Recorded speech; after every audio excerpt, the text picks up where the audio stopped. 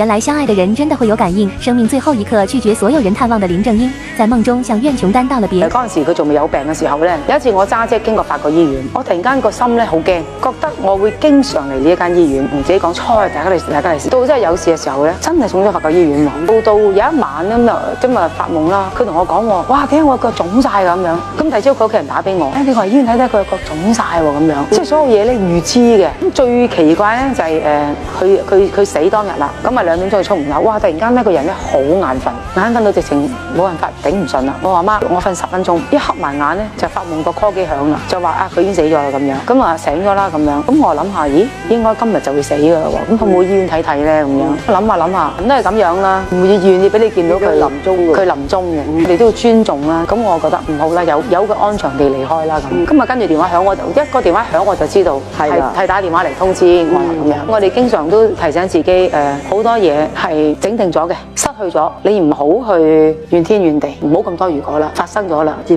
受啦。